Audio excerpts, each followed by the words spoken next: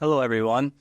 My name is Dr. Robert Sutter. I'm the superintendent of the Parsippany Troy Hill School District.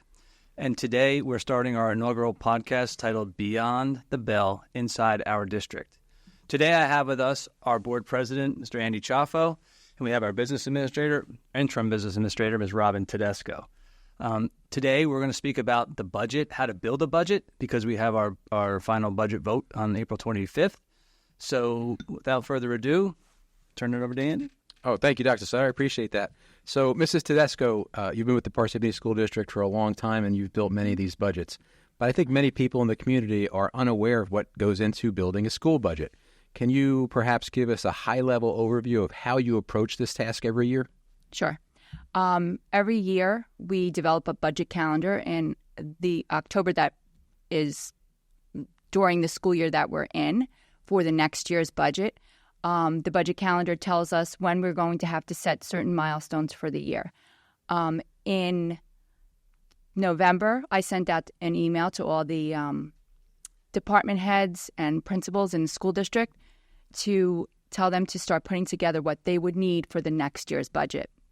We start meeting with our principals and our department heads in December. They come to myself and Dr. Sutter and a couple other people from the business office, and they present their budgets.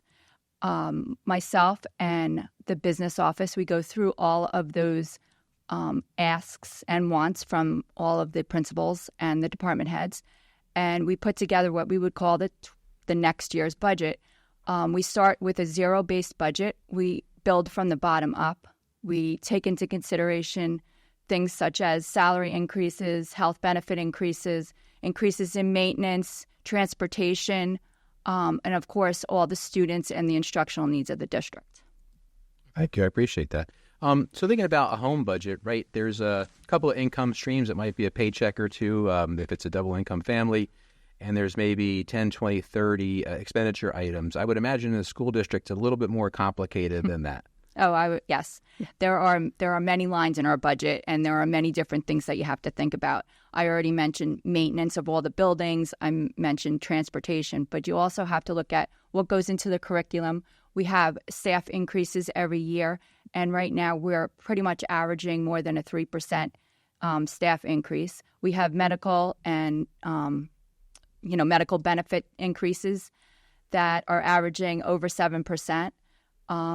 Things just like inflation affect us because we cannot maintain our schools well if everything keeps on going up and our budget is not able to sustain it. So we have to take all these things into consideration. Thank you. What are the key budget drivers regarding income? Where do we derive our revenue from? And what are the key drivers around expenses? What are our big ticket expense items? Okay, so the revenues that drive the budget are the tax levy. We also get state aid. We get federal and state grants. We'll get miscellaneous revenues from different sources if a teacher applies for a grant, stuff like that. And what was your next question? What are the big ticket expense items? Big ticket expense items are pretty much salaries and medical benefits, and that's probably like 78% of our budget, 80% of our budget. So those big ticket items take up almost all the revenues from like the tax levy and the state aid. So they're contractual, so they're non-negotiable. Yes, you're absolutely right. They are contractual. They are already set before we even start doing the budget in most cases. So we already know what those increases are going to be. And most of the time with the 2% tax levy cap that we have right now in the state of New Jersey and a 3% increase in salaries, sometimes you can't even you don't have enough money to make all of those contractual expenses work. So you have to look at your other line items, which is the smaller percentage of your budget, which is the other 20% to make it work. The majority of the revenue stream for the budget is from the local tax levy. Is that correct? Yes, the majority is. And that's approximately what percent of our budget? The actual revenue piece is for the tax levy, I believe, is 78%. Do you want an exact? No, I think the point is the majority of our school budget is funded by our local taxpayers, residents of Parsippany, correct? Yes, and I'm going to correct myself. It's 86% is the tax levy. Okay, and then followed by that would be state aid to the district? State aid, that's about 13%. Okay. And you mentioned something about contracts. Are you talking about labor contracts for staff? Yes. Okay, so we have several unions in town, right, Dr. Sutter? You were the head of the Human Resources Department. Can you just maybe elaborate on which unions we have in town? We have 5 separate negotiating units here. We have the Paraprofessional Association. We have the Administrators Association. We have the Secretarial Association. We have the Teachers Association, and we have Local 32, which is our maintenance, custodians, and bus drivers. And those contracts last for a number of years, 3 years? Generally 3 to 5 years. Okay. We've only, since I've been here, maybe 3 or 4 years is what we've done. We have negotiations coming up now for Local 32, and then the teacher contract will be expiring at the end of next year. And what happens when a contract expires? What does the district do? What does the association do? They'll send us a letter that the contract's expiring and that they want to negotiate a new contract. They'll ask for information such as salaries, past data from past years, and we'll give that to them, and then we'll set time for negotiations. And Mrs. Tedesco and the Business Administration Office play a key role in that, right? Because they can tell the district administration and the Board of Education negotiating teams what parameters will cost how much money as they go into negotiations. So they have a sense of what things they can negotiate and how much they will cost. Is that right, Robin? Yes, that's absolutely right. We look at everything. We'll look at the health benefits. We'll look at the different benefits that are within the agreements, the collective bargaining agreements for each of those groups of people. Thank you.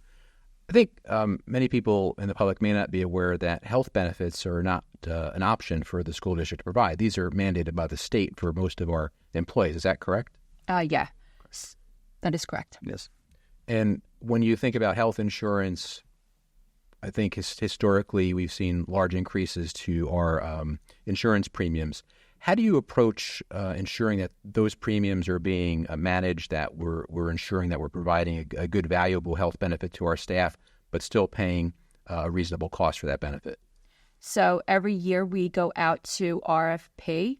We request, we actually go to the Office of the State Controller to look at our RFP. They review our RFP. They tell us whether or not we could use it.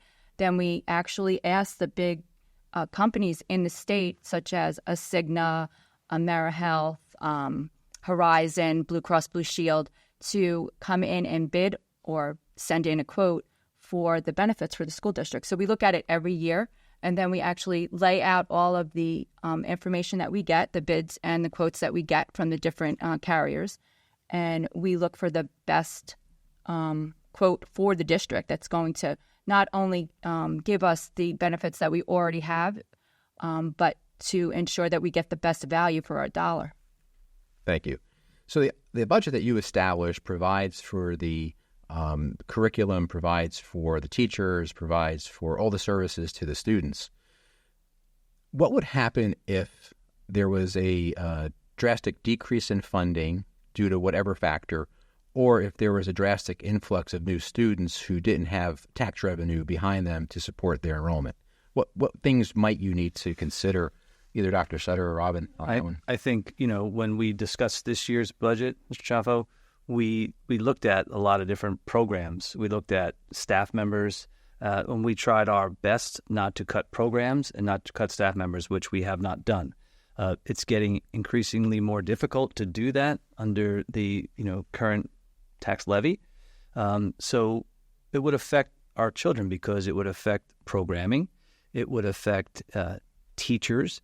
It would affect what we do in the classroom. Our teachers, they do a lot. They're expected to do a lot. They do a lot. In Parsippany, they're excellent teachers. And we want to give them the tools that they have to be successful. If we don't have the money, then we would have to look to cut staff or programming, which is never good. That's not an option that we really want to even go down that road. Okay, thank you. When you think about containing costs, we have maintenance costs. We have 14 school buildings, some ancillary buildings. Most of the buildings are 50 or 60 years old. How do you approach facilities maintenance to ensure that we're being cost effective?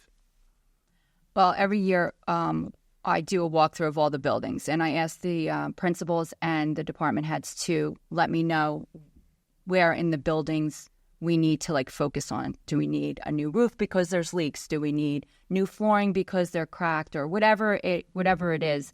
I get a list together, and we figure out, what the most important things to do. Like in this year's budget, we found that we needed a roof at one of the elementary schools and then a partial roof at another elementary school. Well, that's going to be one of the things that we are going to have to do. So that would be one of the number one things that we have in our budget.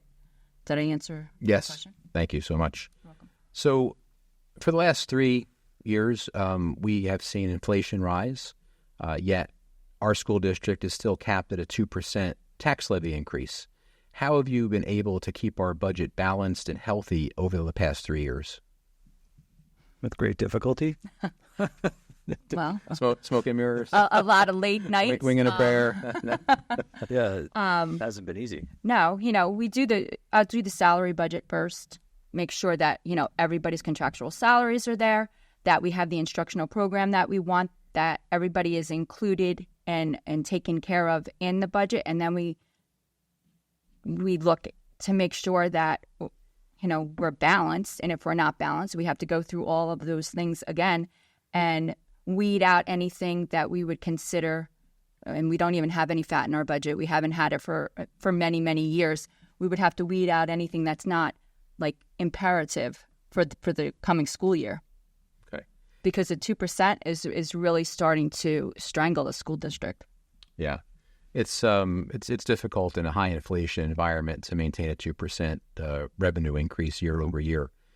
I have said in the past that a school district is not a food service operating company. So do we look at ways to ensure that where we're not experts in certain fields that we're outsourcing appropriately? Meaning? So for our cafeteria services, we don't provide those directly with our own staff, correct? No, we have an outside vendor that comes in and does that for us, which we do go out to RFP for, and we make sure that we're getting the best value for our dollar there. And we're not a transportation company, right?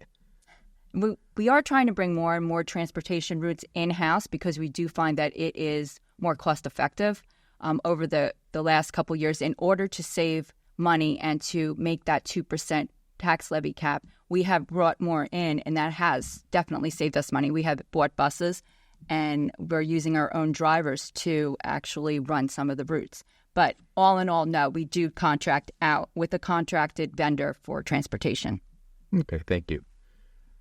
I'm not sure how many more questions I can come up with. You've had some excellent questions, Mr. Schaffer. Very much off the And now I just want to say that, Mrs. Tedesco has done an excellent job with our budget.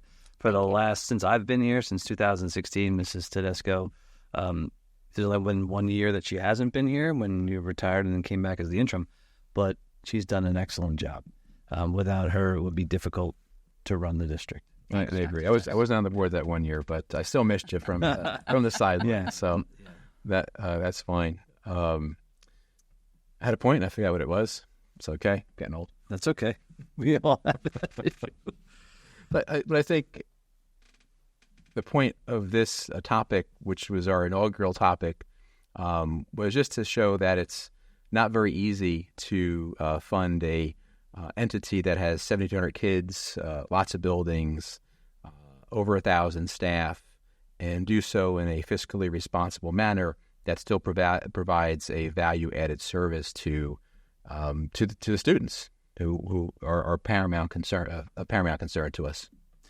Yeah, I mean, if money wasn't an object, we could do, so many things. And unfortunately, people call and people email me, and I want to do those things for them. However, it's just not practical. I just can't afford to do that.